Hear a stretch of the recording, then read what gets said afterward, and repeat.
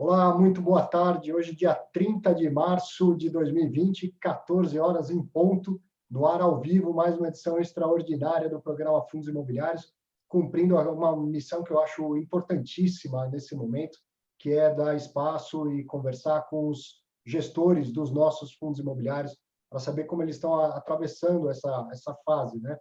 Evidente que é um momento difícil para todo mundo, as dúvidas que você tem, que eu tenho, nem todas elas têm resposta, mas tudo que um gestor possa oficialmente nos comunicar, seja uma boa notícia, seja uma má notícia, é importante nesse momento para que o mercado consiga balizar as suas expectativas.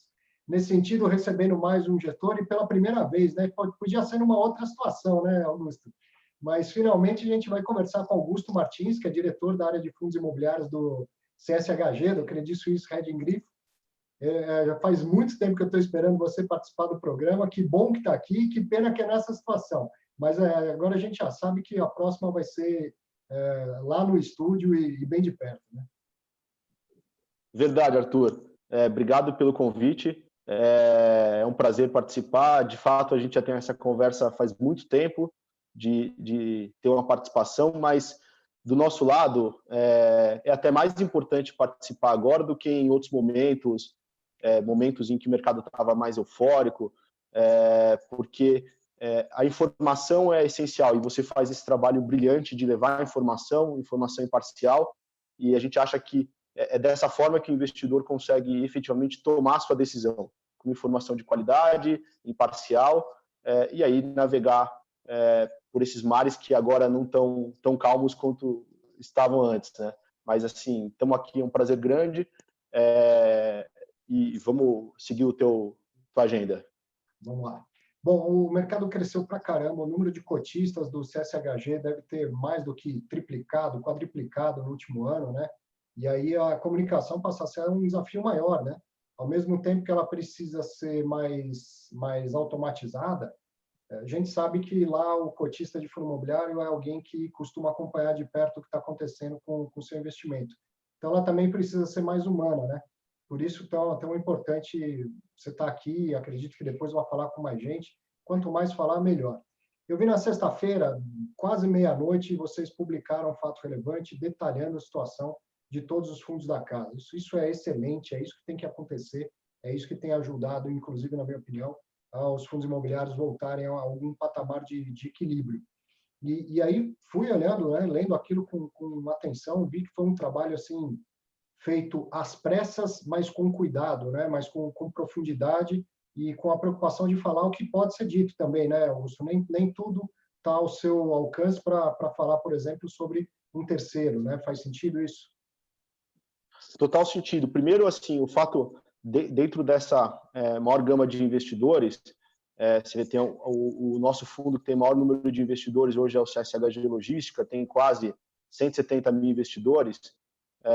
A informação tem que ser equânime e tem que ser disponível para todo mundo. Então, por um lado, fica mais difícil ter esse contato one-on-one, individual. Por outro lado, aumenta muito a nossa responsabilidade em escrever esses relatórios, escrever esses fatos relevantes de uma forma muito transparente e com um linguajar que seja acessível também, porque isso, dentro dos investidores a gente tem perfis mais diversos possíveis. E até aproveitando para agradecer a equipe, a gente trabalhou muito nesse fato relevante. A ideia foi trazer uma informação que fosse imparcial, então, em linhas gerais, ela tem pouca opinião, e responder as principais perguntas como, por exemplo, como deve ser a dinâmica de distribuição de rendimentos, se o fundo tem caixa, não tem caixa, tem dívida, não tem dívida. Então, a ideia é dar informação para que o investidor consiga tomar decisão, e menos opinião, porque a gente sabe que o nível de aversão a risco é muito diferente entre os diversos perfis de investidores. Exatamente. Então, já entrando no relatório, ele começa com uma parte mais geral e você tocou no ponto crucial, que é rendimento, né? E lá o relatório fala que vai mudar um pouco a dinâmica da distribuição de rendimento. Explica isso para a gente. Até então, você como gestor, a equipe toda do CSHG, buscava deixar o rendimento mais uniforme, ainda que a entrada mês a mês não fosse tão uniforme. E agora vai mudar essa prática. Foi isso que está certo que eu entendi? Tá perfeito.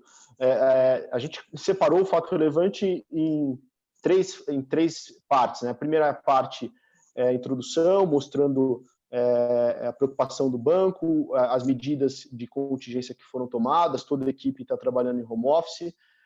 Depois a gente passa pelas orientações gerais e dados para cada fundo. Dentro das orientações gerais, sobre distribuição de rendimentos, como ela funcionava, né? Primeiro, ela tinha uma certa previsibilidade.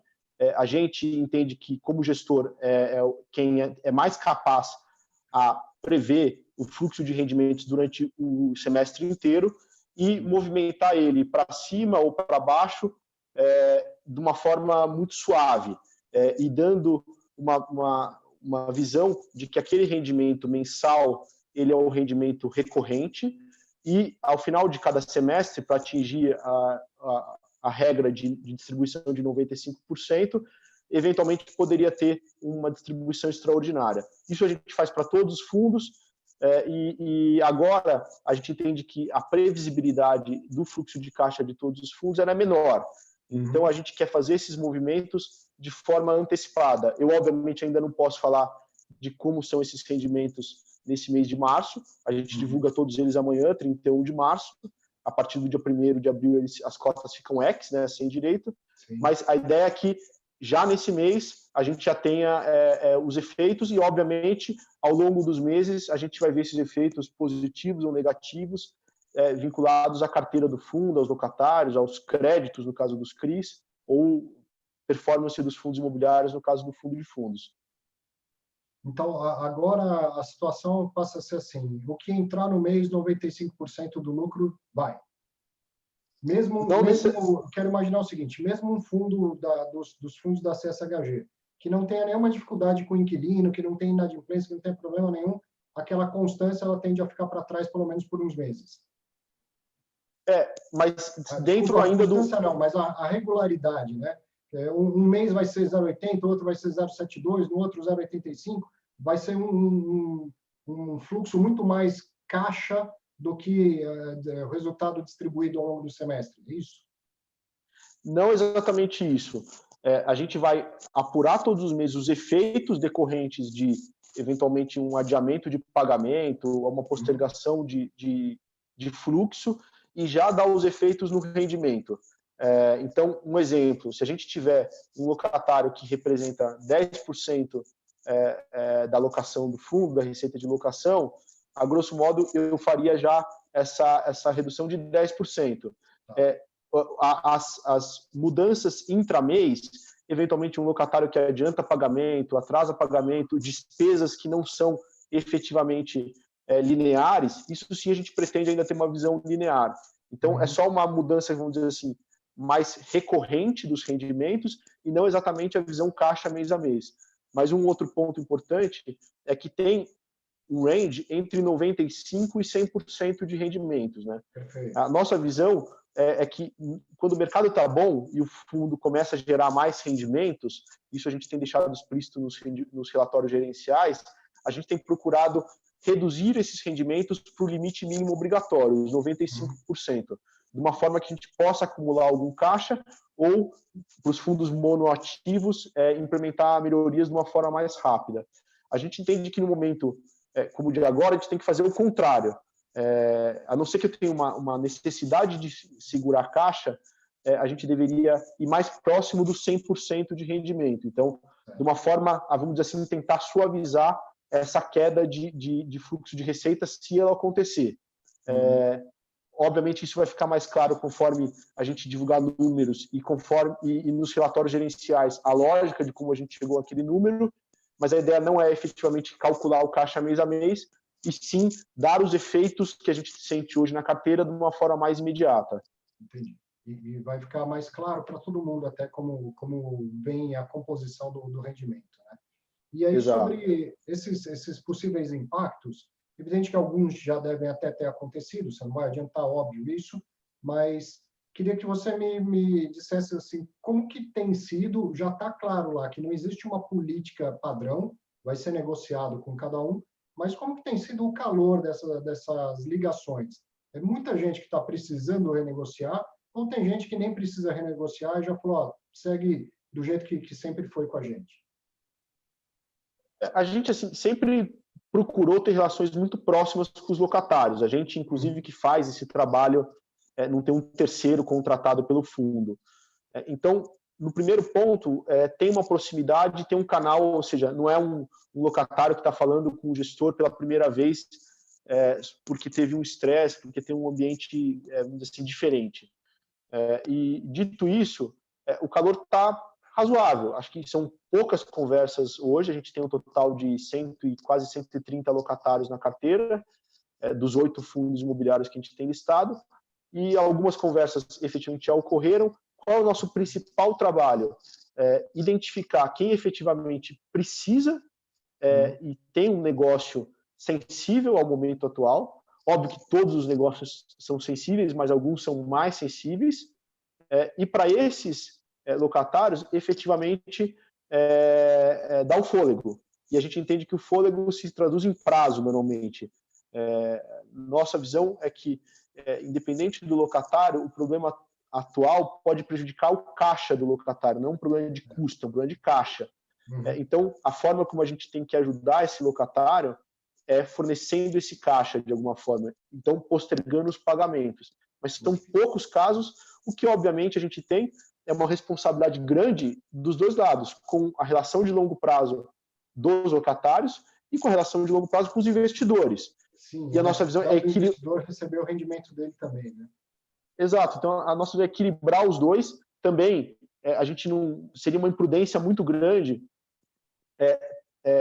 fazer uma negociação com o contrato embaixo do braço, vamos dizer assim, exigindo que um locatário que teve uma parada brusca no seu negócio, sem uma perspectiva clara de voltar, que a gente exercesse aqueles pagamentos até o limite e executar aqueles aluguéis. Nossa visão é que a gente tem que ser responsável com esses locatários e, obviamente, identificar os que efetivamente a gente consegue ajudar dentro de limites razoáveis. E, obviamente, sempre tem um outro locatário que imagina esse momento, está lá com uma estrutura de capital super saudável, está pouco, vamos dizer assim, exposto a... Talvez. E eventualmente até um imóvel que foi vendido recentemente que o locatário era liquid, né? Esse aí não está tendo impacto nenhum, senão, o impacto é positivo para esse inquilino, né? Então não seria o caso de ter que renegociar. Não é que todo mundo está sendo igualmente impactado e nem todo mundo está sendo impactado para pior. Tem gente que está sendo impactado para melhor no meio da crise. Né? Exato. Então essa é a nossa visão e obviamente sentar um a um. Então o calor assim, não tem sido conversas difíceis no sentido do tom. Acho que a gente, desde o D0, quando tem um locatário, a gente abre a conversa e tenta entender, antes de mais nada, onde que o calo aperta, né? E aí, de que forma que a gente consegue contribuir ou não. Queria começar a falar dos fundos, Augusto, que depois o relatório ele fica bastante extenso e com uma folha e meia, 2 folhas, falando da situação de cada fundo, né? E aí, eventualmente, a gente pode remeter a outros pontos. E começar falando do HGRE. É o primeiro que vem lá, se não falha a memória, é o maior fundo em valor patrimonial, e é um fundo também com muitos cotistas, né?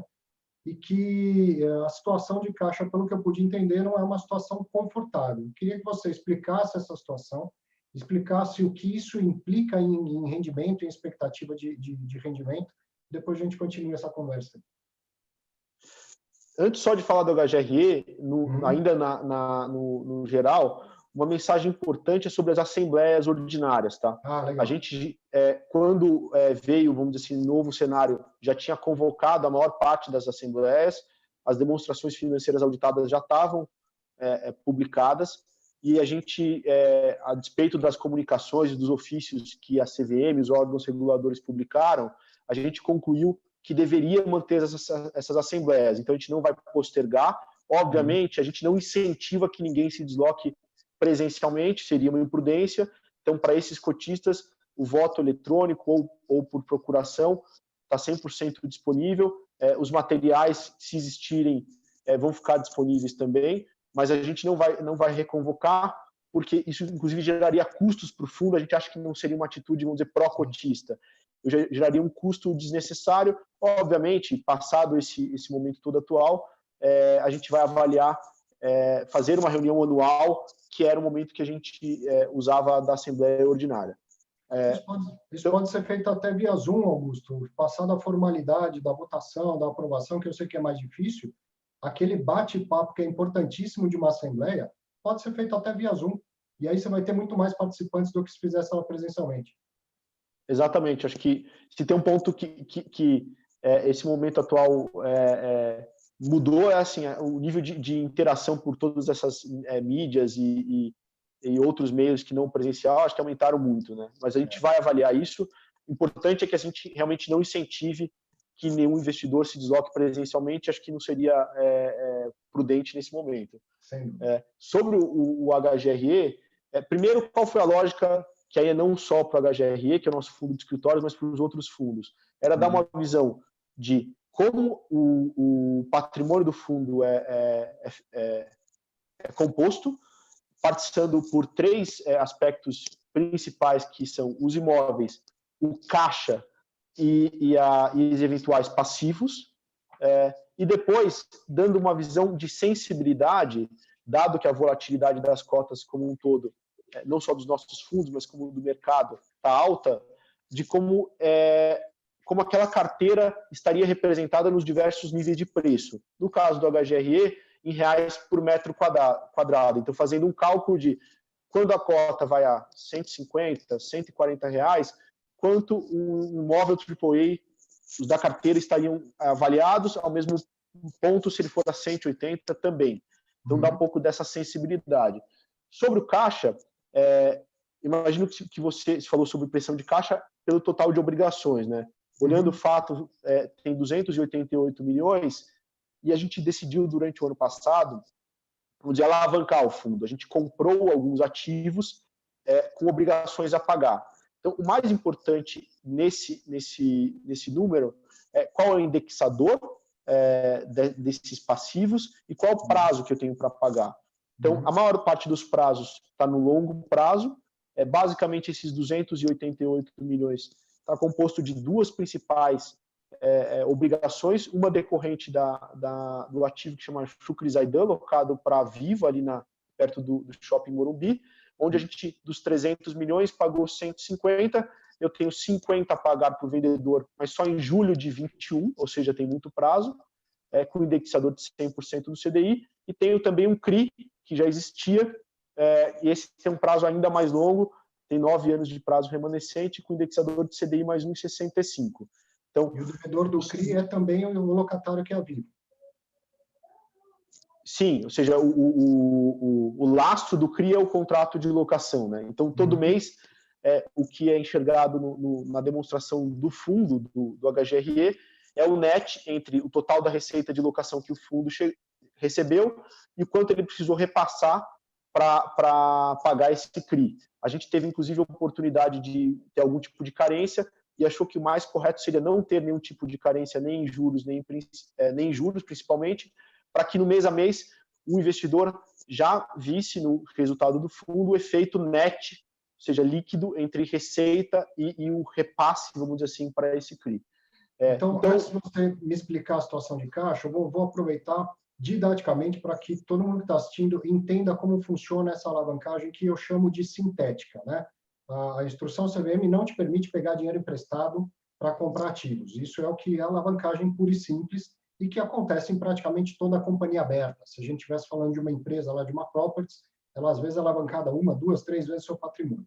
Num fundo imobiliário, essa alavancagem eu chamo de sintética porque ela acontece não diretamente, tomando dinheiro emprestado, mas fazendo principalmente duas coisas que você falou aí que fez em duas aquisições. Uma, comprar um imóvel a prazo, ao invés de pagar ele à vista, e a outra, um imóvel que já existia, já tinha um inquilino, primeiro securitiza aquele contrato de locação, ele se torna uma dívida e o imóvel é dado em garantia. E aí você compra o imóvel junto com a dívida. Tá certo isso? Exatamente isso. Nos dois exemplos.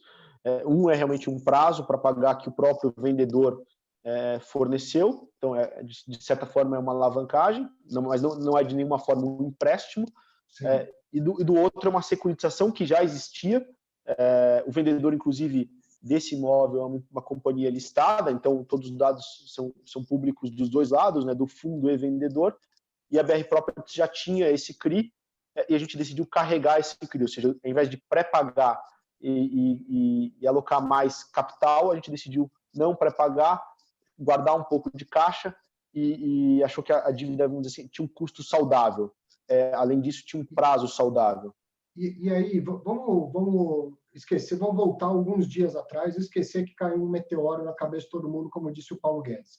Qual é a vantagem de praticar essa alavancagem sintética numa condição normal de mercado? Qual que é a alavancagem para o fundo, para o cotista, dessa decisão de alavancar? Eu acho que tem duas.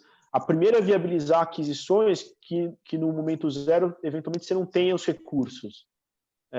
Então, esse é o caso até do segunda obrigação que eu ia comentar, que foi a aquisição da Torre Martiniano, onde a gente pagou 30% até agora e tem 70% a pagar em dezembro de 2020. A segunda vantagem é em termos de retorno. Então, a gente entende que você não alocando 100% do capital no momento zero, a gente faz a modelagem e verifica se aquilo está gerando valor ou não. Então, nos nossos casos, a gente entendeu que gerava valor. Porque nesse ambiente de taxa de juros baixa, para quem é aplicador, vamos dizer, de CDI, é um retorno mais baixo. Mas para quem é tomador, ou seja, quem está tomando recursos indexados ao CDI, ele tem, obviamente, um custo financeiro mais baixo. Então, a nossa visão, nesses casos, foi, vamos dizer, no caso do Torre Martiniano, foi mais pelo lado de viabilizar uma aquisição do imóvel que ainda estava 90% vago, então eu não queria colocar 100% do caixa no momento zero, e no caso do outro ativo, o Shukri Zaidan, porque a gente entendeu que ter uma alavancagem, ainda que com um custo financeiro, ela gerava valor para o cotista, para o fundo, né, e por sua vez ao cotista. Sim. E aí, ainda em condições normais, a alavancagem ela é paga pelo próprio fluxo, é isso que se espera? Ou em algum momento é preciso uma emissão de cotas para que essa alavancagem seja zerada, ou seja, para que essas dívidas sejam zeradas? Tenho três formas de fazer esse pagamento. Uma é com o próprio fluxo, mas eu tenho as limitações de 95% de rendimento em caixa. Então, eu só poderia usar, de fato, esses 5% de diferença. A segunda é com recursos que já estão no fundo e, eventualmente, em outros ativos. Então, poderia vender ativos líquidos ou até ilíquidos e usar esses recursos para pagar. Então, poderia vender imóveis, poderia vender CRIs, poderia vender algum fundo imobiliário ou, obviamente, o próprio caixa. E o terceiro é a emissão de cotas. Então, obviamente, quando a gente olha o nível de obrigações do fundo hoje, o primeiro vencimento relevante é em dezembro de 2020, de 128 milhões de reais. A gente imagina que, prioritariamente, a gente usaria os recursos de uma nova emissão, mas, obviamente, a gente vai rever isso ao longo do tempo e, se não for possível, a gente vai viabilizar de uma outra forma. Então caiu o meteoro. Agora vamos voltar para os dias atuais. A situação é essa e a gente precisa encarar e entender. Caiu um meteoro na cabeça de todo mundo, as coisas viraram de ponta cabeça. Você tem uma obrigação de 90 milhões de reais para o fim do ano, é isso? 129 milhões e 500. 129 milhões e 500 e tem caixa aqui, pelo que eu estou vendo no relatório, de 69 milhões e 500, né? Não vai dar tempo até dezembro de completar o que precisa para as obrigações. As possibilidades também são diversas. Agora, todas elas devem impactar em rendimento. O HGRE, eu acho que o mercado pode assumir que vai ter que ter uma diminuição de rendimento. Estou certo? Eu acho que depende muito da performance de locação, né? A gente, quando comprou o Torre Martiniano, decidiu, vamos dizer assim, aumentar a vacância do fundo, porque entendeu que o preço que a gente estava concluindo a aquisição fazia sentido. A gente, inclusive, mencionou no relatório, se não me engano, gerencial de janeiro, a nossa lógica entre a venda do edifício Delta Plaza e a compra do Torre Martiniano. A grosso modo, a gente comprou o Martiniano a 10 mil reais no metro quadrado, já considerando os investimentos que a gente prevê, já por área BOMA, do outro lado vendeu o Delta Plaza por em torno de 14 mil reais no metro quadrado. Então, a gente achava que essa diferença de R$ 4.000 o metro quadrado não era pequeno o suficiente. Então, aliás, ela era grande demais. Então, o imóvel vago ou ocupado não fazia sentido ter essa diferença. Então, a gente comprou o imóvel sabendo que ele estava vago e sabendo que tinha um desafio de locar e fazer as reformas necessárias. E sabendo que o risco é, eventualmente, da gente chegar ao final do ciclo, vamos dizer, dos pagamentos, de dezembro 20, com ele inteiramente vago. Então, essa afirmação sobre para onde vai o rendimento, hoje eu não consigo dizer, mas, obviamente, o que eu poderia, uma questão matemática, se eu não tiver nenhuma nova alocação e tiver que fazer o pagamento desses 129 milhões, nesse momento, obviamente, eu tenho 129 milhões adicionais no ativo sem um incremento de renda. Agora, o que vai fazer com que isso se torne verdade ou não é a performance de locação do ativo até o final do ano. Certo. Então, se ele for locado, ele já gera um fluxo que consegue te ajudar com essa obrigação. Exato. Em dois momentos. No primeiro momento, pela redução do carrego dele, ou seja, custos de condomínio, IPTU, e no segundo momento, quando acabar a carência, pela receita de locação propriamente dita. Certo. E aí, outras situações seria fazer um CRI de algum outro contrato de locação para que esse dinheiro sirva à dívida, né? Ou, em uma outra situação que não necessariamente é melhor ou pior, é extremo ou não, uma emissão de cotas, né? Exato.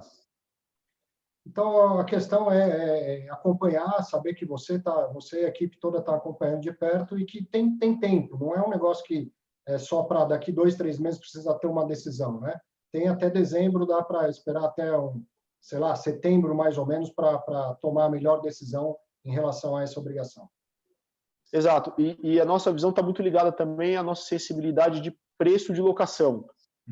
Então, quando a gente fez essa aquisição, muito da nossa convicção em tomar esse risco de vacância estava ligada à nossa capacidade de conseguir locar esse imóvel, sabendo, obviamente, dos riscos inerentes a isso. Mas, uma vez que a gente concluiu, a tese imobiliária de escritórios em São Paulo continua ainda muito parecida.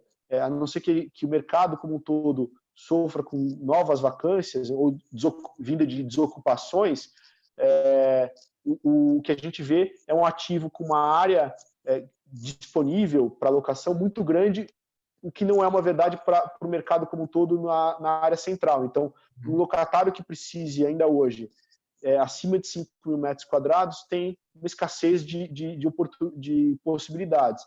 Então, na nossa visão, isso é o que traz a liquidez do ativo. Então, a decisão do nosso lado acho que vai estar muito mais ligada a que momento que eu deveria flexibilizar preço de locação e até qual patamar para não carregar uma vacância muito grande ao longo do tempo. Para a gente encerrar o assunto HGR, eu vou te fazer uma pergunta que parece até sensacionalista. Eu sei muito bem que a resposta está longe de ser negativa, mas é que é justamente para a gente ocupar o espaço da desinformação, tá? Esse descasamento entre o tamanho da sua obrigação e o tamanho do caixa não leva ao risco do fundo ficar totalmente sem rendimento, não leva ao risco do fundo quebrar, correto? E não leva ao risco do investidor ter que fazer obrigatoriamente novos aportes. Você pode até chamar uma nova emissão de cotas, mas isso não me obriga, como investidor já atual, não me obriga a aderir a essa nova emissão de cotas, certo? Ou seja, o fundo não corre o risco de quebrar, ninguém corre o risco de ser obrigado a colocar mais dinheiro, e isso também não deve levar a zerar o rendimento do fundo. Exato. O rendimento vai continuar sendo função da performance operacional do fundo, ou seja, alocação menos custos, e acho que a principal variável para esse número ao longo do tempo vai ser o tamanho da vacância e, obviamente, eventualmente, alguma inadimplência decorrente de algum locatário que hoje é inexistente. O fundo quebrar, vamos dizer assim, usando as suas palavras, a gente realmente não vê isso como um cenário possível, até porque o fundo tem um patrimônio perto de 2 bilhões de reais, essa obrigação de curto prazo ela representa menos do que 10%, ou seja, o nível de alavancagem é baixo efetivamente, na nossa visão. Então, como eu disse, é uma pergunta que parece sensacionalista, não é a pergunta que eu gostaria de fazer, mas que é importante ser feita para que ninguém fique com essa dúvida, porque nem todo mundo está no mesmo nível de compreensão, né, do que a gente que tem mais experiência no mercado. Quer dizer, eles estão falando de uma dívida de um patrimônio de 2 bi e uma dívida de 129 milhões para o final do ano. Então, não tem a menor possibilidade do fundo quebrar. Bom, eu vou passar para outros fundos, a gente tem muito fundo para comentar, mas queria ficar com mais tempo no HGRE. Se eventualmente alguma coisa a mais for importante de ser pontuada desse fundo, você fica à vontade de falar a qualquer momento. HGLG, pelo que eu vi, o caixa está ok. A única coisa que a gente pode se preocupar eventualmente, um inquilino pedir uma ajuda, ter uma dificuldade de pagar aluguel. É isso? Exato. Então, um ponto que a gente colocou até nas orientações gerais era sobre o uso do caixa. E aí, nitidamente, os dois fundos que têm mais caixa percentualmente são o HGLG, o CSHG Logística, e o nosso fundo de CRI, o HGCR, né? CSHG Recebíveis Imobiliários. Então, obviamente, não existe essa pressão de obrigação, porque não tem compras com valores parcelados ou emissão de CRI. Sobre o aspecto operacional, eu concordo. A maior função do rendimento vai ser decorrente das receitas de locação e, eventualmente, algum locatário que peça algum prazo adicional. E, obviamente, a gente vê o caixa do fundo como um diferencial, vamos dizer assim, num ambiente onde caixa é escassez. Se você tem caixa, obviamente, você tem uma oportunidade de fazer alguma coisa que gere retorno de diversas formas, ancorando aquisições de novos ativos, imobiliários mesmo, tijolo, ou eventualmente alocando em fundos imobiliários de terceiros no mercado secundário, quando eles estiverem com preços atrativos. Então, obviamente, a nossa visão é que esse caixa tem que jogar a favor do fundo nesse período. Talvez alguém agora esteja se perguntando, mas pô, você tem tanto caixa no HGLG, por que não manda um pouco para o HGRE? Isso não é possível, são entidades diferentes, CNPJs diferentes, essa transferência não pode acontecer, né? Perfeito, são veículos totalmente apartados, a semelhança que tem a mesma empresa fazendo a gestão dos dois. Isso aí. E uma dúvida que também muita gente tem feito, um raciocínio que tem lógica, mas que é importante a gente deixar claro, não é porque o e-commerce, né, ganhou toda essa proeminência nessa situação que o fundo de logística vai sair melhor da crise, né? Ele simplesmente tende a ser menos abalado pela crise, imaginando que o locatário lá, que trabalha com logística, não esteja tendo tanta dificuldade. O negócio dele não necessariamente parou. Nem sempre, nem sempre. Mas o fato de, sei lá, o meu inquilino está vendendo muito mais por causa do e-commerce, não faz com que ele me pague mais aluguel, né? Aquele fluxo ele é estável, certo? Exato. Além disso, assim, a quantidade de players no Brasil que dependem única e exclusivamente do canal eletrônico como venda é pequeno, né? Acho que a gente poderia contar nos dedos. Então, vamos dizer assim, a quebra de vendas ou a redução de vendas no varejo físico, ela efetivamente afeta o segmento. Acho que afeta menos do que outros segmentos. Então, por exemplo, visivelmente a gente não tem o segmento de shopping, mas o segmento de shopping praticamente parou de vender e o varejista foi parado, assim, ele puxou o freio de mão de uma hora para outra. Obviamente, o segmento de logística tem uma dinâmica diferente, até porque as pessoas estão em casa e os produtos continuam sendo entregues. Mas acho que depende muito de qual é o ativo, qual o locatário, qual é o segmento desse locatário. Acho que não é uma verdade para todo o segmento, depende muito de olhar o ativo a ativo, e até porque dentro do segmento logístico, no mercado como um todo, tem muitos ativos que têm um uso como industrial leve, e aí tem uma dinâmica diferente do que o logístico puro. E esse é muito mais propenso a ter sofrido uma parada também, né? Falando do HGCR, então, do fundo de CRI, primeiro quero dar parabéns pelaquela tabela, detalhando bastante as garantias, as expectativas, a garantia sobre fluxo, garantia sobre o principal. E eu falo que esse relatório, outros gestores também têm divulgado relatórios parecidos, que eu torço para que seja um bom legado dessa crise, para que eles se tornem periódicos, sei lá, a cada 3 meses, a cada 6 meses, porque nos dá uma clareza sensacional. Ele é vital neste momento, mas nas fases boas ele também vai ser muito bom como um complemento de toda a informação que os bons gestores prestam ao mercado, né? Então, sobre o fundo de CRI, queria entender o seguinte: é de se esperar alguma inadimplência no fundo de CRI, assim como é de se esperar alguma dificuldade de um inquilino pagar em qualquer outro fundo. Que nível de inadimplência chega a impactar a distribuição de rendimento de um fundo de CRI? Porque, na verdade, ela até existe mesmo na fase boa, né, Augusto? É muito raro 100% dos CRIs estarem sendo adimplidos, né?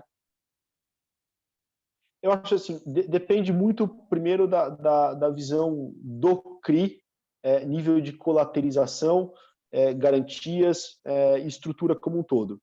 Para ser mais, vamos dizer, didático, primeiro, quando a gente fez a tabela do HGCR, a gente ficou muito em dúvida de que forma a gente abordar a carteira, porque em fundos de tijolo é muito intuitivo a visão do reais por metro quadrado. E a gente queria dar essa visão de que no momento onde o fluxo de rendimentos pode ser mais instável, olhar o preço talvez seja mais elucidativo do que olhar a renda. Por isso que a gente, inclusive, não colocou dividend yield ou rendimento percentual em nenhum dos fundos, porque essa é uma visão que a gente quer que cada cotista tenha, de para onde a renda poderá caminhar em cada um dos fundos.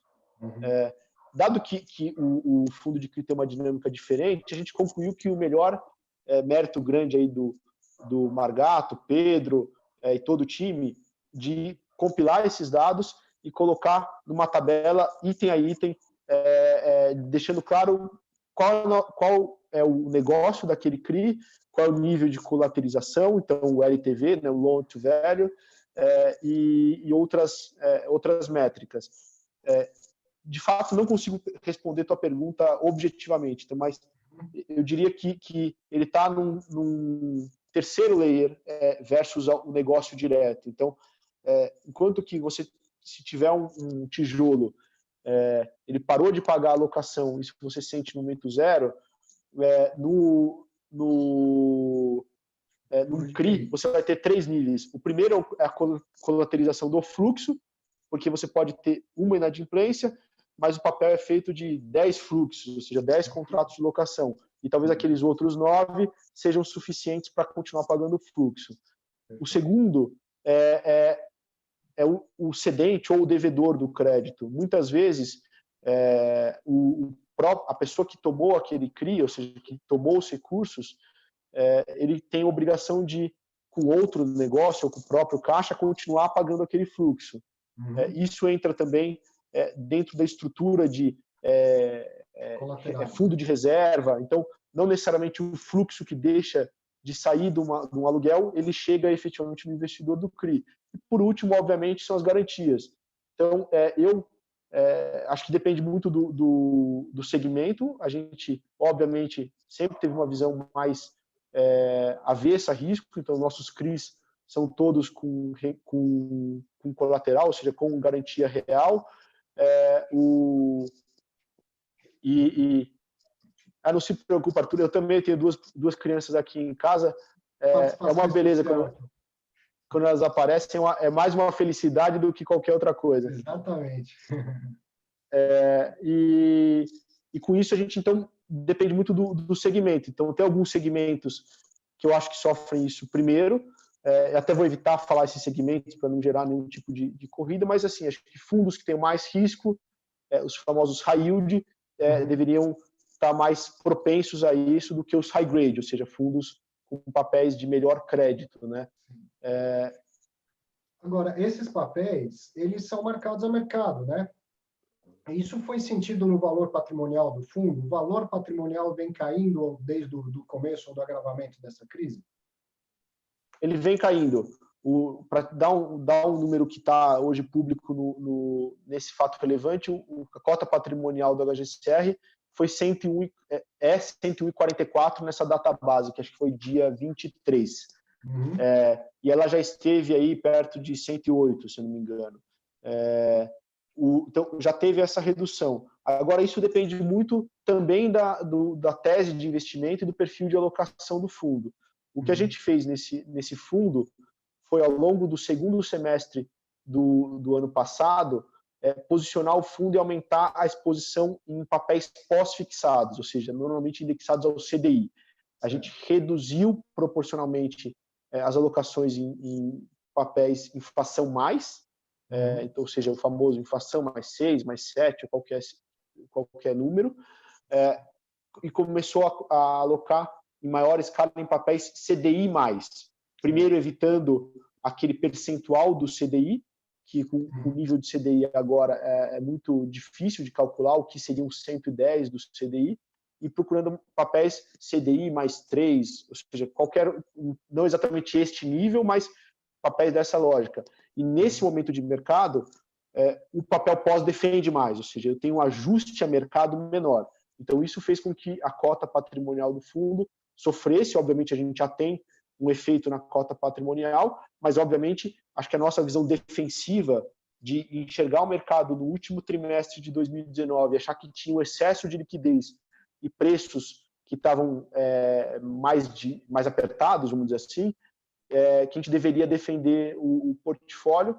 Isso a gente, obviamente, no D0 em alguns momentos até pagou um preço no rendimento, porque um papel CDI+, poderia, com essas quedas de juros, ter rendido em reais por cota menos, mas a gente defendeu o patrimônio na nossa visão. Então, obviamente, as duas respostas são: os papéis, os fundos de CRI já deveriam apresentar, sim, efeitos nas suas carteiras, e 2, o nosso já apresenta, acho que em menor escala do que foi o ajuste de juros no mercado, por conta dessa exposição pós-fixada. E é um fundo que tem uma boa posição de caixa e que pode fazer aquisições nesse momento. Exato, a gente continua olhando. A nossa visão também de longo prazo, eu não queria que passasse despercebido isso na nossa carta inicial. A gente fala de longo prazo e relacionamento de longo prazo. O nosso negócio de gestão de recursos em ativos de lastro imobiliário, ele é muito pautado em relacionamento. Então, esse caixa ele é importante para alocar em papéis, obviamente, com uma remuneração melhor. Isso já ocorre hoje, ou seja, os papéis, de fato, oferecem uma remuneração melhor do que ofereciam algum tempo atrás. Mas, em outro lado, também prover recursos para parceiros de longo prazo, obviamente sem ser imprudente, buscando as garantias corretas, mas viabilizando negócios na perenidade, ou seja, não só hoje, mas como no ano que vem e assim para frente. É possível, deixa eu ver se eu entendi isso. É possível, vamos dizer assim, que o inquilino de um galpão do HGLG, qualquer fundo, tá? Não importa qual, um inquilino que tenha outros fluxos, ele possa vir a ceder isso para uma securitizadora para levantar recursos e o HGCR ser um tomador desse CRI, ajudando esse inquilino a manter o fluxo de um outro fundo? É possível, mas se o fluxo for decorrente de um contrato de locação de algum fundo nosso, a gente prefere que não fazer, porque a gente viria uma situação de conflito de interesses, talvez não segundo a legislação, mas uma situação de conflito de interesse de negócio mesmo. Então, isso a gente não quer fazer de forma nenhuma. Mas, hipoteticamente, para um locatário de um terceiro, de um outro fundo, isso é possível, e a gente imagina, para dar um exemplo prático, quando eu falo de relacionamento de longo prazo, um exemplo 100% hipotético, que eu queria frisar que não é uma situação real. Imagina que eu tenha uma conversa com um tomador que precisa de 100 milhões de reais hoje. E eu talvez esteja avesso a risco a fazer 100 milhões de reais para um único cedente nesse momento. E ele talvez não queira os 100 milhões de reais agora, no custo que isso teria hoje. Qual é a nossa visão? Eventualmente eu posso fazer uma operação muito menor, vamos dizer 20 milhões de reais, num custo que vai ser o custo da realidade de mercado atual, e me comprometer ou manter esse relacionamento para, no momento 2, em outra situação de mercado, aí fazer um novo crédito no patamar, vamos dizer, mais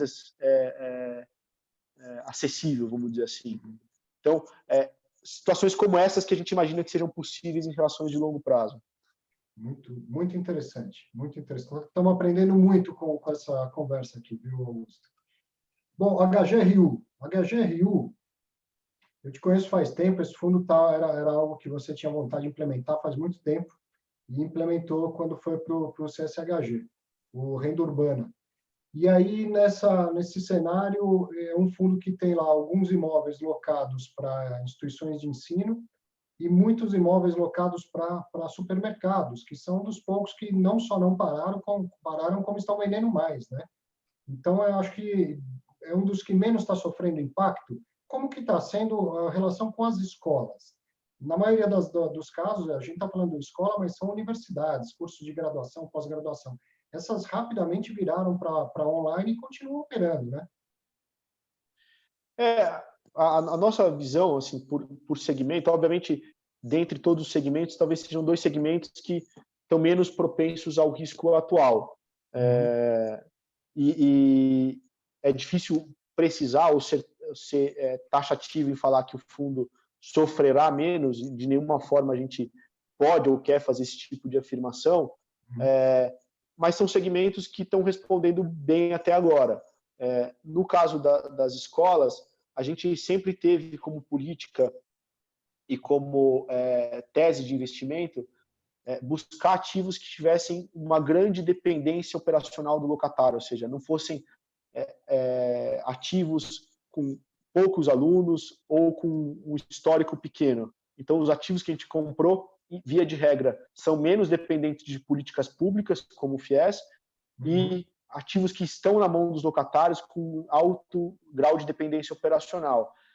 De fato, segundo as informações que a gente tem, esses sites, a maior parte deles está fechado, não está operando, mas a operação do locatário continua.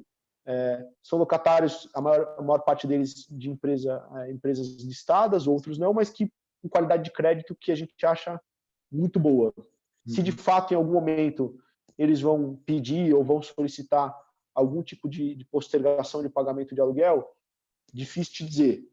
E aí vamos analisar caso a caso se isso acontecer. Uma das determinações gerais lá do fato relevante é parar as obras, né? E no caso do HGRU tem um prédio que foi o primeiro adquirido ainda lá no Rio de Janeiro que estava em obra, ainda estava em obra, né? Continua essa obra ou ela vai ficar momentaneamente parada? Na verdade, uma pequena correção. O que a gente fala é que a gente vai manter as obras. Porque, na nossa visão, primeiro, os valores que a gente tem compromissados para algumas obras são pouco relevantes frente ao patrimônio dos fundos. Não são valores... E segundo, o investimento em ativo imobiliário, a nossa visão, traz muita resiliência para a alocação. Dá um exemplo de um ativo de escritórios que é o HGPO, o CSHG Prime Office. A gente implementou faz agora quase 2 anos a troca dos elevadores. E iniciou esse processo no momento que o fundo ainda tinha uma vacância maior do que a atual. Por quê? Porque a gente entende que investir nesse imóvel traria resiliência na locação, na relação com os atuais locatários no futuro. Então, a visão desses investimentos para o Renda Urbana e para os demais fundos é de que, obviamente, a gente deve continuar com esses investimentos. Obviamente, a maior parte deles está temporariamente suspenso por uma questão física, mas vão continuar porque eles trazem resiliência e trazem melhor qualidade para o ativo. Perfeito. Então, também a HGRU não tem situação que preocupe em caixa, tem caixa folgado. Acho que não precisa de mais comentários. A gente tem mais 10 minutos, eu queria aproveitar para falar ainda dos demais. HGFF, que é o fundo de fundos. Antes de mais nada, eu preciso fazer isso, não vai ser publicamente a primeira vez, vai ser só a primeira vez falando isso para você.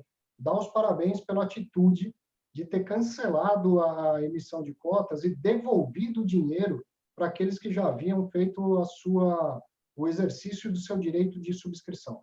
Essa é uma atitude, Augusto, que assim mostra o que é gestão, o que é uma gestão humana, o que é uma gestão que sabe quem é o seu cotista, né? Não havia nenhuma obrigação de fazer isso, de devolver dinheiro, de cancelar uma emissão que já estava em curso. A lei não te obriga a fazer isso, a CVM não te obriga a fazer isso, não tem nenhuma obrigação de fazer. E se não tivesse feito, eu não teria o que dizer, falar, pô, você foi sacana, tá errado o que você fez, nada disso. Mas uma vez que você e o CSHG tomou essa decisão de fazer voluntariamente, eu tenho que te rasgar em elogios, certo? Que foi uma atitude rara de se ver, e isso é governança corporativa, que é fazer mais do que a lei manda. Ah, não, a lei não me manda devolver, então eu não preciso devolver, ninguém pode falar nada. Não é porque a lei não manda que você não pode fazer, pensando em quem está do outro lado, pensando em quem é o seu cotista, pensando no que você vem falando ao longo dessa entrevista várias vezes, que é o relacionamento de longo prazo com todo mundo que orbita lá o fundo imobiliário, o cotista, o inquilino, né? Parabéns mesmo por essa atitude que seja lembrada pelos investidores ao longo do tempo. Obrigado, Arthur. Assim, não foi uma decisão simples, mas logo no início da oferta a gente já tinha liquidado o direito de preferência.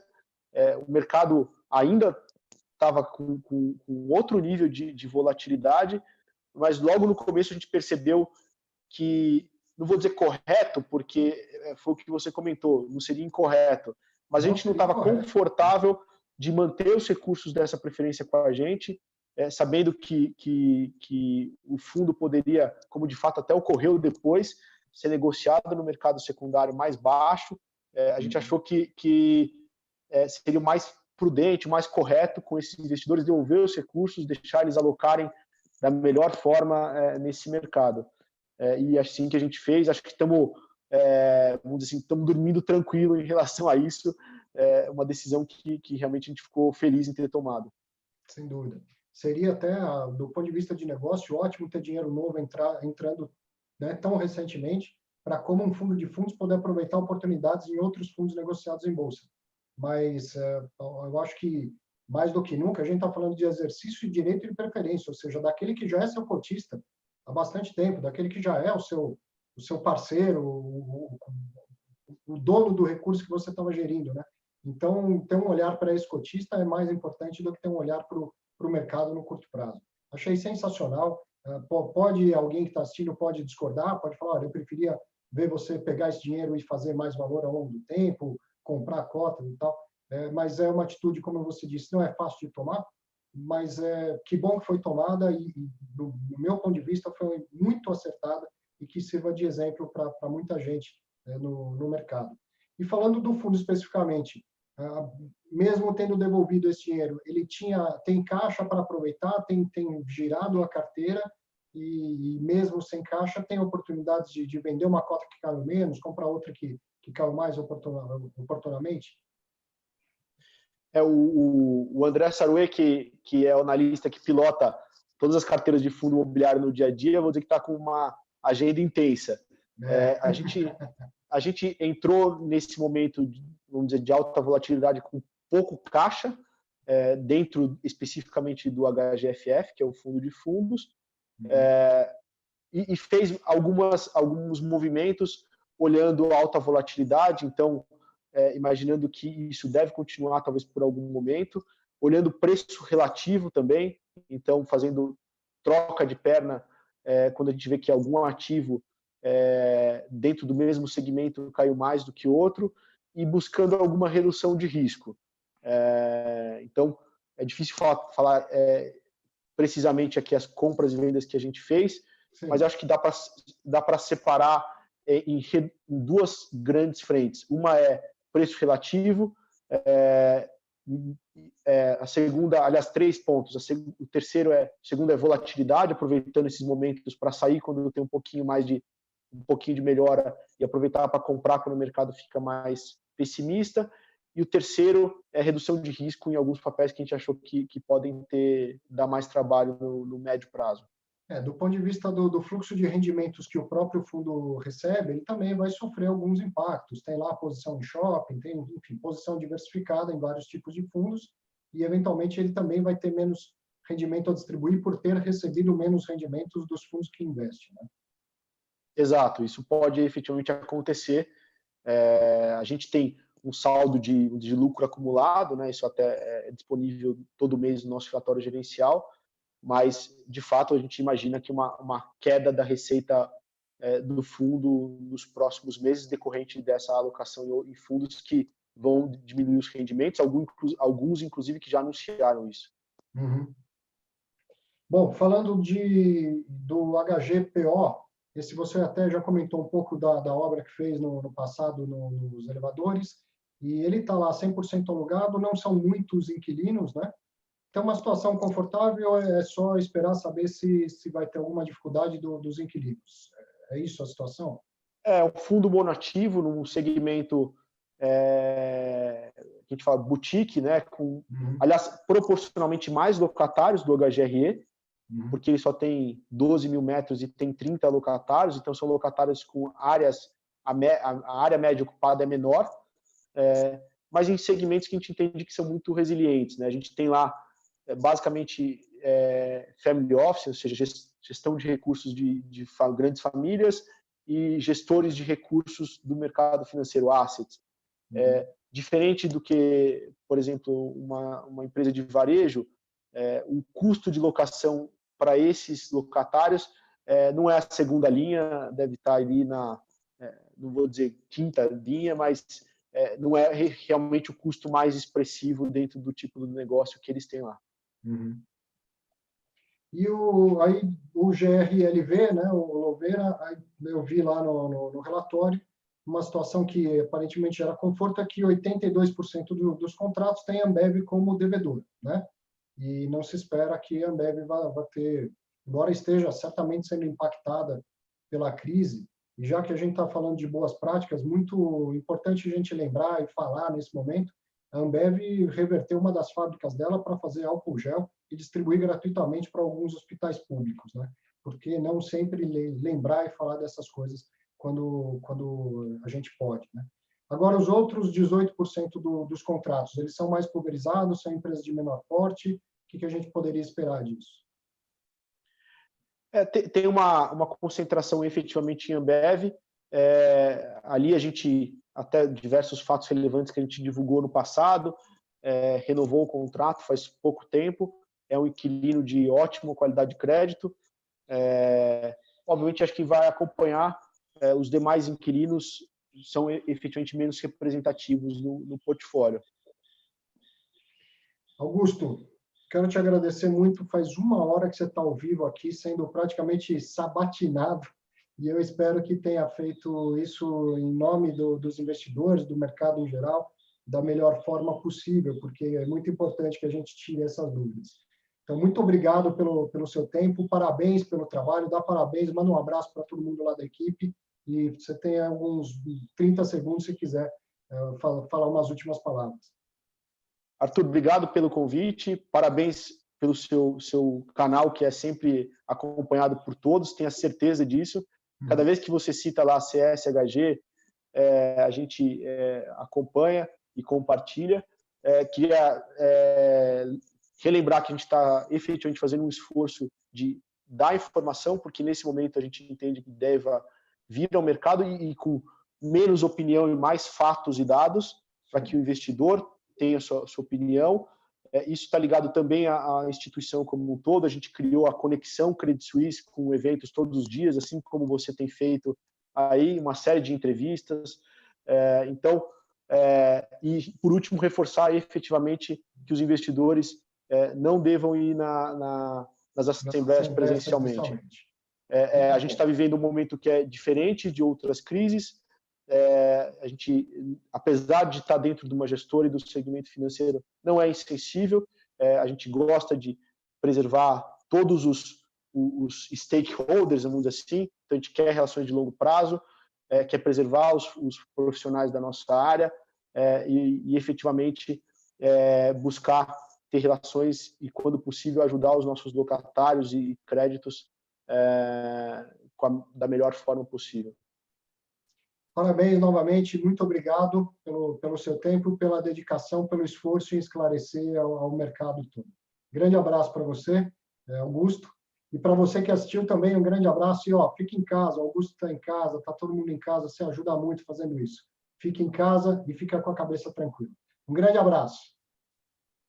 Obrigado, Arthur. Valeu.